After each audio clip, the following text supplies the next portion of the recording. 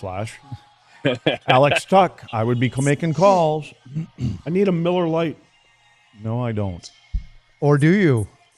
I've had a few today already, so I'm back to level. All right, so he's got his BAC where he needs it to be. Yeah. We're at the AAC. We're at the Lounge Studio at DLLS, and we got a hockey game. The Broadway Blue Shirts invade Dallas. Let's talk about it. Stars pregame show starts right now.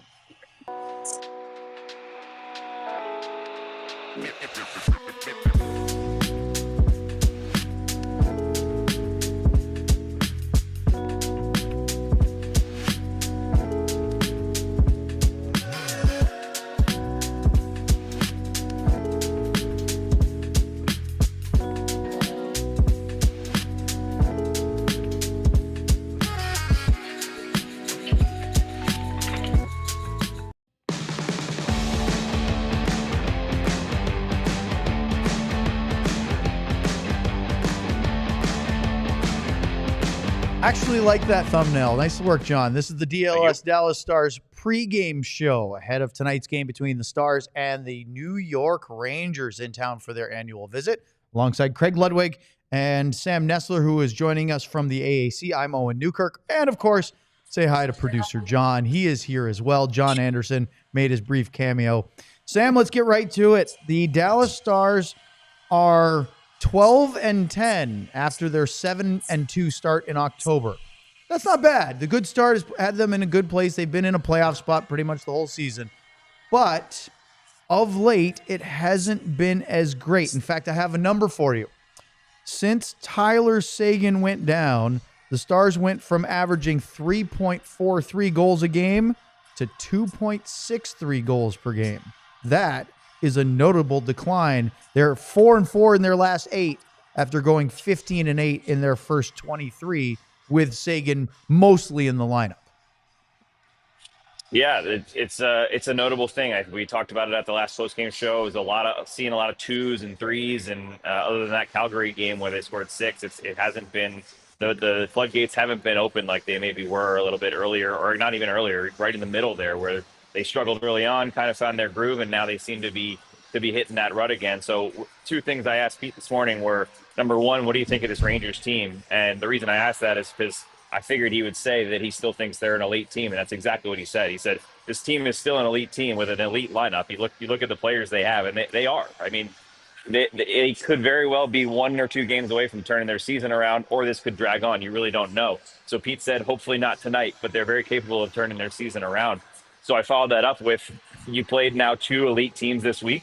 How have you felt that your team has looked? And he said not just this week, but overall with everything going on, he thinks they've done a lot of good things. And talked about the Toronto game specifically being very good things throughout a lot of it, with some stretches that didn't work out well, some goals they didn't want in. But the main thing he talked about was they're not giving themselves a lot of room for error right now, right? The early on the November when they were scoring at a higher clip, they're playing more free, but they're also not allowing that one bad goal that Jake allows or the one bad stretch in the second period to change the whole game. And that's exactly what's happening right now because they're just not scoring at that same rate. So perfect example is that Toronto game. He mentioned Rope Hintz has a scoring chance on one end, doesn't score. William Nylander gets a breakaway, and that game is just completely flipped on its head, right? And that's the margin of error that they're in right now. And I pulled some numbers similar to what you were just saying, Owen. So in November, they were 4th with 3.69 goals per game, 3rd in 5v5 scoring, and their power play was at 23rd. So power play, obviously, we know has not picked up a whole lot. In December, in 9 games so far in December, they're 22nd, 2.67 goals per game, and 22nd in 5v5 goals. That's a massive difference. Going from 4th and 3rd to 22nd in just a short span is just showing right now how fine the line is for this team. And I think if they can just get 1 more goal a game, I think it helps this team so much, not just to win games, but to take a little bit of that stress off their shoulders where it's not just constantly stress and tension that we can't make one mistake. Buds, in December, the goals against has actually gotten better. They've dropped 0.1, so it went from 2.61 to 2.50. But what I mean is that their goals against has actually improved. Their penalty kill has gone from 82% to 90%. Power play, as Sam mentioned, is not much different. It's actually gone up a point from 17 to 18. Still not good enough. It's all about the goals for. Yeah, but there's times I look at it and I go, well, on this night, it was the goaltending. On another night, it may be a lapse in coverage here and there. And then the goaltending, or not the goaltending, but the goal scoring or lack of, has been, they're still searching again, right? And so they're still searching for, I don't think it's the hints line, because I think Wyatt has kind of come in there now and they're still feeling a little bit better about that group. Robo's still got to find his groove more consistently, but obviously it's Duchesne and Marchment and being able to fit in with Stankoven or, whatever they decide to go forward. So, and there's no question. I mean, before this all happened, we knew that line was just playing out of their minds, right? Every night they were the line, and you take out one piece. And I was talking to some guys today, and we were talking about it. And yes, Tyler is an important piece. And I said, you know what? If Tyler was healthy and it was Marchment that went out, it could be the very same scenario. I just think those three are all, aligned. I agree. And that leads us to the game time decisions today, Sam. Mason Marchment did skate this morning. Nils Lundqvist, Thomas Harley, but they also called up Justin Ritskovian from the AHL. What's going on with the roster, and are there more questions than answers until the warm-up? 100%. We might have more questions than we had on Wednesday against Toronto. So it's multiple game time decisions. Like you mentioned, Marchment did skate. Pete mentioned they had x-rays and they were negative. So good news on the long-term front. But he was still sore. So from whatever that was, I know he took the big cross checks in the game against Toronto. Not sure if that's where it happened, but whatever it is, he's still sore. But the good news is, even if he doesn't play tonight, it's not a long-term thing. So that's positive news. So he's one of the game time decisions. Lundqvist was out there first with Marchment, working on deflections at morning skate. So the thought is that he's back in, but he's also been skating a little bit and still not played. So it's really a bunch of question marks. Thomas Harley came out a little bit later and skated a little bit in the optional morning skate today. So guys are at least coming back and starting to skate. So that's good news, but you really don't know. We could see Ritskovian make his debut. We could see the same lineup as last game with another defenseman slotted in. We just have to wait and find out and warm up. And it's somewhat frustrating, but we just got to get used to it. I don't think it's going to change anytime soon. Let's talk about, well, as we wait, we'll look at your tweets and your reporting in about 10 minutes or so once you're off and see the warm-up to get those answers. But what about Jake Oettinger? 8th straight start. And interestingly, he's 3-4 in that span. He was pulled after 2 periods on Wednesday night against Toronto. Second time he's been pulled mid-game along with that Winnipeg game. And if you look at that stretch, if he gives up 2 goals or less, the Stars have won. If he gives up 3 or more, they've lost. Hockey. I was just going to say the same thing. I think that would be kind of norm for every team in the league. If you know what I mean, I think that's kind of the number. I'm more curious. Were there any comments or quotes from Otter after the last game? No, we didn't talk to Jake after the last game since he was pulled, so we didn't get to talk to him, and he was pretty quick off the ice and out of there this morning. But the real thing with me, and I know we talked about it a little bit today, and I talked to Sean a ton today about this and wrote about it over at our site, is it's not necessarily right now that's the issue. Luds talks about it all the time. He's not super worried about Jake playing. He could play 8 games in a row. It's not a huge overly taxing deal as long as he eventually gets the rest that he needs. And what I see as the issue is, where is that rest coming? Because outside of, if Casey plays on Monday, let's say, that gives Jake 4 to 5 days off before that next game. So that's a good rest during the Christmas break. But outside of that, January is pretty packed. February is pretty packed, and he's going to the 4 Nations, so he doesn't get the 2-week break that everyone else gets. March is pretty packed, and then all of a sudden you're in a playoff run. So one thing that was really notable, and I won't give it all away from the article today, but one thing really notable that Sean and I kind of looked at was overall starts throughout the whole year. So that's regular season and playoffs, and now it's including the 4 Nations. Just looking at overall how many games you're playing. If you look back over the last 15 years or so, no goalie has played over 80 total games and won a Stanley Cup. Every single one of them is in that 70, 60, some of them even in the 50s, whether it was shortened seasons or whatever that reason is. But it's notable to me because as much as Jake Oettinger is the number one guy, and we need him here to play those big games and want to play 60, 65 games, which is great to want that. but the results are when he played 61, his career high in 2 seasons ago. He had a really tough playoff, and he was injured the whole time, and he had to get surgery, missed the whole summer. Last year he plays less. He gets whatever the number was, 50 something, and he's got a much better playoff. It's just the way it is in today's NHL. Until the conference final. Yeah. Yes, of course. But you just look at the goalies in today's NHL, and it's just not the same as it used to be anymore. Guys aren't starting 67 games in the regular season and then making a deep run and winning a Stanley Cup. So to me, it's just, is there a reason for this? Is there a plan later on down the line? And if there is, then okay. Because if it's just right now that they feel like he gives them the best chance to win, is it really that important to get 2 points against a New York Rangers team right before Christmas if it's risking your number one goalie? So it's just something to keep an eye out. I don't know if it's right or wrong. I'm not saying the coaches are right or wrong. It's just something that I really want to keep an eye out going on here and see if it leads to anything. I want to ask you about this, Leds, because I heard a bunch of people, and Sam did too on his Twitter, I'm sure, saying because Otter had a bad game against Toronto because he's been overused and he's tired. Is that really a fatigue thing, or could that just be he had an off night? He had an off night. I don't believe it's fatigue. I think Otter seems to be an intelligent enough person. If he was fatigued, he'd tell his goalie coach first off, and his goalie coach is the one that's monitoring him. So again, we're not at game 60 or 70, and he's played too many games. I mean, you're in the 30s here. So, and I like, because of the opponent, I like that they put him back in there. And the reason I feel that way, I don't want to give those guys on the other side they've been going through, a bad time. I don't want to give them any hope to stop or start thinking, well, we got the backup guy and this defenseman's not going to play and that forward's not going to play. I think if you do that, you give them a little bit of hope. You know what? And the other thing is we know that this Oettinger dude is a pretty good goalie. So he's probably going to come back and have a good game tonight. So you're like, oh man, I guess we're not getting out of the ditch yet tonight. Sam, I want to ask you one more thing before you go. Yeah.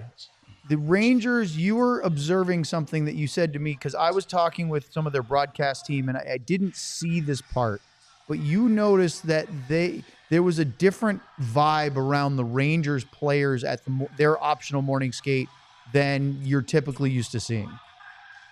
Yeah, it was tense. I wanted to come up and watch some of it after we were in the room and talking to Pete, because I just wanted to see what it felt like. So you can feel it. You're having a good time. You're feeling good about your game. It's loud. You're barking at each other. You're pushing each other around. You're throwing hits around. You're scoring goals, celebrating. It's what morning skates usually look like when a team is not going through what the Rangers are going through. And it was the complete opposite. It looked like guys were frustrated. It was silent. Basically completely silent, besides the puck hitting the sticks and the puck hitting the boards when they would shoot. And they, a shot comes up and hits Jonathan Quick kind of in the high area, and he just looks a little extra frustrated than maybe a goalie would look at that time. So we know what the Rangers are going through right now, not only on the ice, but we've seen all the things that are going on off the ice. Their GM's basically telling them that they're going to trade everybody. They've already traded 2 players away, that their star guys are not scoring. It's a really tense time. So as a Rangers fan, you're hoping that they can figure it out. If you're a Stars fan or the Stars team, you're hoping that you just keep them, as Lud said, right down here. Don't give them the life. Get up on them early, 2-0, make them think, here we go again, and get yourself a big 2 points here tonight. I think the start here tonight will be very important. Sam, I think the one that should be tense is the GM. He's the one that started this. He's the one that threw a couple names out there, and it ripples through the room. It actually started in the summer, I guess, but and I can understand the players because they're wondering who's next, and so that's, we don't know the kind of meetings that they've had, but if they truly believe in that that group can get themselves out of the ditch, that needs to be, sent. The message needs to be sent to them. We believe in you guys, and we're going to stick around. So things don't happen exactly what Sam's saying. They're like, well, Sam, it's going to be an interesting one. I know a lot of people are keeping an eye on this game because it's 2 teams that were within a point of each other for the President's Trophy last year. 2 teams that we both picked to be easily in the playoffs this year. I got them playing against each other in the finals. I think I might have as well. Me too. And right now, One of them is not even close. But the worst to part doing is that. you guys talked me out of not taking Dallas, so I took New York. I took the Rangers because you guys were like, well, we can't all take Dallas. Yeah, we did sound like a bunch of homers. Didn't Yeah. we? Dallas, Dallas, Dallas, all the way around. So Letty said, fine, I'll change it up. And now look at it. Trust your gut. Don't listen to us. You should have known that by now. Well, Sam, have a good one. We will check with you in the post game. All right, boys. Luds, we have a lot to talk about with this New Can't York wait. Rangers and the Stars. And I know you're excited. Let's start with we'll do one more Stars thing before we get to the Rangers. Stars didn't score a power play on Wednesday. They were 0 for 4. They really needed one against Toronto when things were kind of back and forth. They had, they behind early, they got the lead. The Leafs flipped it. Sam was talking about that goal where Hintz had a breakaway, didn't score. They come back the other way. Nylander scores, and it's it's like a 2-goal swing. They get a power play goal somewhere in there. Maybe it changes the outcome. Maybe they get back and tie it and force overtime, get a point or two. And they haven't done that. And I was listening to the podcast that Razor and Heika do for the Stars on the drive down here. By the way, Friday night, Dallas, holiday time. Yeah, traffic was fantastic. Yeah. And Razor brought up an interesting point that they have not rallied when they've been trailing coming into the third period from a game this year. Which last year they did quite a bit. All the time. Yep. There was a guy, and they don't and have the same team. they don't. And they were talking about Joe and what he does. And, because Is he sleeping? No, up there? he's doing other work. He just didn't even notice it. I said Joe. Oh, sorry. It's okay. He said it twice. Well, now. that's just Joe, so I don't have to do anything. I mean, all right. Okay. It was Pavelski. Okay. And in that conversation there, Luds, it's just interesting that hearing those two talk because it's the same. They're talking about a lot of the themes that we're talking about. But the fact that they just haven't been, and maybe it's tied into the lack of scoring lately, the lack of finishing, their inability to get that goal, to come back in those games. They're either getting out in front and winning it, or they're falling behind and losing it. And how much does Pavs not being here play a factor in that? That belief that you're still in games. Yeah. Again, look at how many, we talked about this, a couple games ago, how many new pieces there are. Yep. So it's a different team, and it's not the same group, and they don't have the same top three lines running on all cylinders like they did last year, at least not right now. And I think they're still searching for a couple pieces as we continue to talk about every night. And so for me, when you're not scoring the goals that you're maybe expecting to, or you're not able to, then you have to tighten other areas of your game up because you may have to play a little bit different. So, but I think they're still getting chances. I mean, it's not like, I would be curious to look at scoring chances from the last 10 or 15 games of last year to what's happened this year. And more importantly, the quality scoring chances. So, but I just think it's a chemistry thing right now. I just don't think that these guys are all meshing. And again, having Tyler missing out, it's just that line was so automatic that I don't think there was the pressure on the other. I'll say 2 lines, not the 4 lines some more, or the 3 line. I think there wasn't as much pressure on those two. Now that line's not clicking, I think they're feeling that they've got to pick up the slack, and sometimes that kind of gets in your head too. Let's talk about the Rangers for a minute. We'll get more into the Stars as well, but the Rangers had a great start to the season.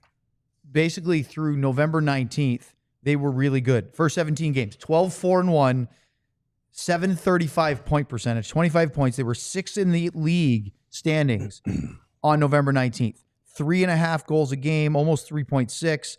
That was 6th best. Goals against, 2.41, tied for 3rd.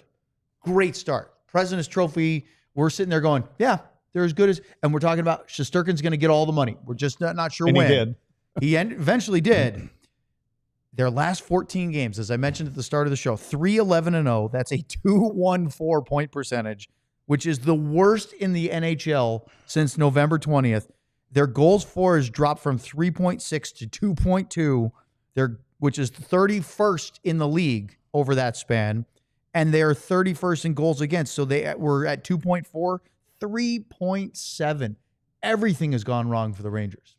Yeah, but that kind of stuff happens, and then it starts to snowball. But they haven't had individually they haven't had the right guys going. Zibanejad has been a disappointment for them right now. And then, like when you look, Panarin, Zibanejad, Kreider, go down to Fox.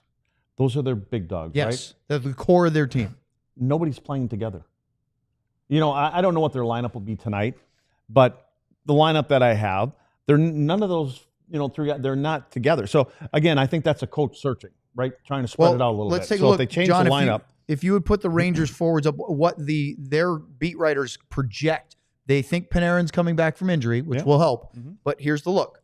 Zibanejad, not with Panarin, right? Yep. Kreider, separate. It's almost as if Peter Laviolette is trying to balance the lines rather than load up the line. Now, look, Philip Hedl, very good player. Vinny Trocheck has been excellent. So they have the ability, but Zibanejad on the third line says a lot to me. Well, and the couple games that I watched, I probably watched 3 of their games or bits and pieces of it, and he doesn't look the same. He looks a little bit slower. How so? Slower? He looks slower. His shot is still there.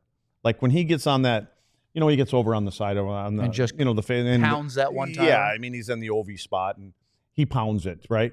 So, and Panarin, I think, has been good. Panarin looks like Panarin. He got off to a really quick start. So, but it just seems like they've got their guys spread out. Whether, you know, he's searching for something because whatever they've been doing isn't working.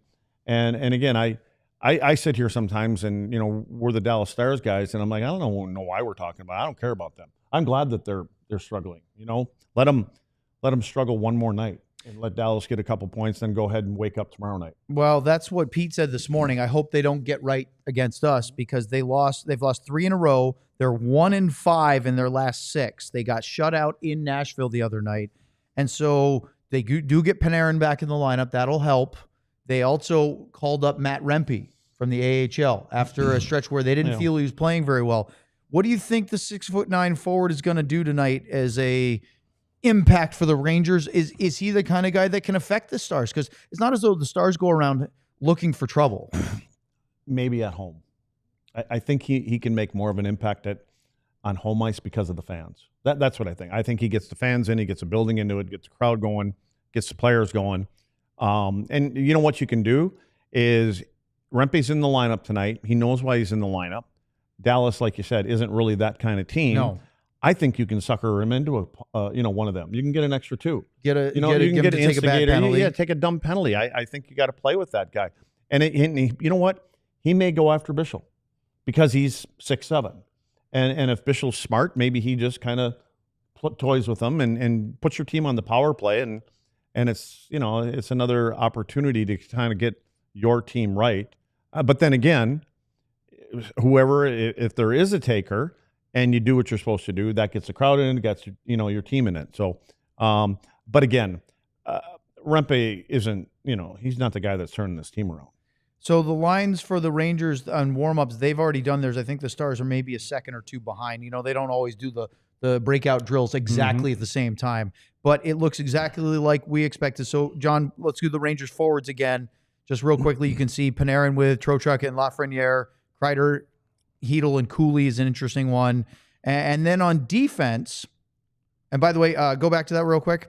That was on me because I had VC still in there. It's actually Rempe is in there now. He'll be on that 4th line with Carrick and Enstrom. If you go to the defense, they obviously have Adam Fox healthy. The last time these two teams played last year, he wasn't, and he has torched the Stars. He's been really good against them, as has Panarin, 19 points in 21 games against Dallas, and Trocheck, who has been ridiculous. He has 9 goals, 24 points in 26 games, Trocheck, either with the Panthers or with the Rangers against Dallas. But on that defensive side, they don't have Keandre Miller, who's out with an injury, and they healthy scratch Zach Jones tonight. They did get Will Borgen. There's the second pairing there in that trade with Seattle for Kaapo Kakko.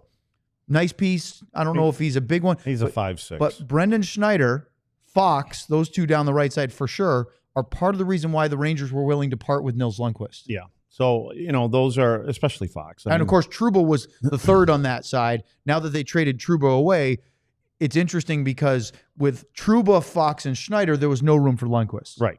And I just think that Fox is he's the Heiskanen. Yeah.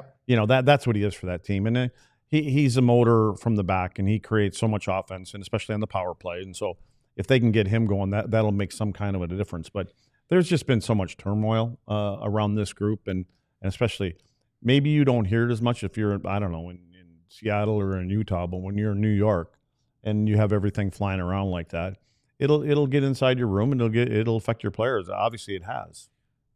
All right, Sam's got our warm-up lines for the Stars. Marchment in. He said the D pairings rotated, but it looked like Heiskanen, Lundqvist, Bischel, Lyubushkin, Lindell, and either Smith or Harley. So I wonder if Harley's the one that's the question mark. Brendan Smith can play as offside. We're used to that.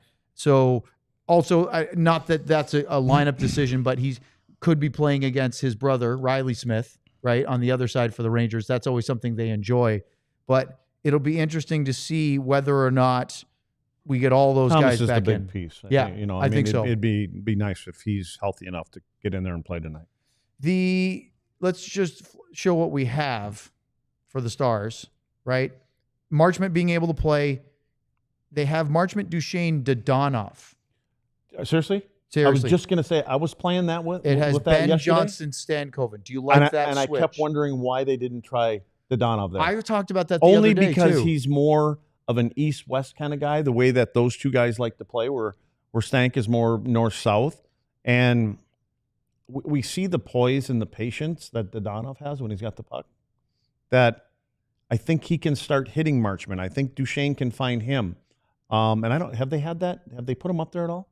Is this the first look that we're seeing? I think with Duchesne, other than maybe a one-off during a game or something like that, but that's a big thing to me, because notice that Bork is still up with Robertson and Hintz. I had a long conversation with Maverick this morning after the morning skate. I was in the dressing room, and he was very honest with me, which I appreciate, obviously. He said he's really not happy with his game offensively. He says, I expect to be a playmaker. I expect to be contributing more offensively than I have. And he said last year he was doing that, playing in all situations. He goes, I don't necessarily expect to be a number one power play guy with this team, especially right now, but I expect to be able to contribute more. And, he talked about getting adjusted to the speed of the game, the fact that, there's just so much less space. He goes, I have to be a little bit more aware of what's open and what isn't at this level. He was very comfortable last year. Obviously, he had a great season, won the AHL MVP. He feels good about his defensive game, but he said he's his own worst critic. And I told him, I said, listening to him talk about it, he sounded so much like Matt Duchesne. Duchesne was so critical of himself, gets in his own head sometimes. And he kept saying early in his career, if he wasn't putting up points, he would think he had a bad game. He goes, lately, the last year or so with the Stars, he's really changed to, if the process is right, I can play a good game. And then coincidentally enough, the points have followed. Well, I'm glad to hear that he's putting pressure on himself. He is. Because he's the old cliche, you look in the mirror and he's doing that. And I also think that it's good that he's, again, I don't want to take anything away from the third and fourth line, but if he's going to get going and he's going to get his confidence, he needs to play with those guys. He needs to play with the top six, whoever it's going to be, that can translate some of the things that he does. So, and it looks like they're giving him that opportunity. And I think what they're recognizing is we need you to get your game. The game that we've seen, we need it right now. Yes. Because like we've said, the lack of goals going in, the lack of chemistry. And so it'll be nice. And they have to give them even more opportunities. I mean, put him out there in the power play a couple times. And Stankoven with Johnson and Ben just seems to fit the style of play for Logan Stankoven, who, by the way, as much as he's been a plus player, he's the only guy of the top 5 or 6 rookies in scoring, because right now he's 5th. I think the top 6 are all minus except for him. He's even. Obviously, we know he's a better defensive two-way player than most of those guys that are all they're thinking is offense on their respective teams. But he only has 3 assists in his last 14 games, no goals during that drought.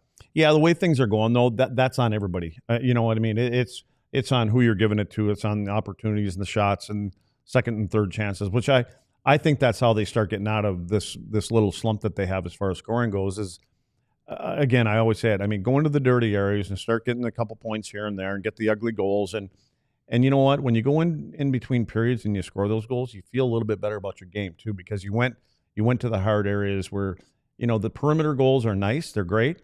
But I think when there's a little extra work by all three guys, it gets them talking and gets them feeling better about their games. Last thing for you before we end our pregame show tonight, I was watching an interesting thing that the New York Post put on Twitter.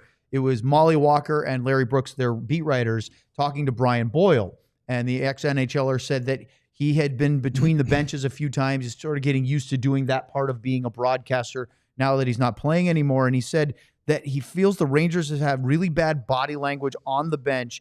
And he said if it's coming, he said that can be a virus for a team to have bad body language during games. If it's coming from your top guys, he goes, that's a powerful virus. That's the problem, is if it is your top guys, because they're the ones that dictate how the team plays and how they're supposed to be the leaders on the team. Sam said it. For me, it's not so much the body language all the time, but when it's quiet and your morning skates and your practices and everything and nobody's talking, that's a bad sign. And coaches usually spot that and they do something to correct it, or at least help correct it. But I agree with the body language to a point.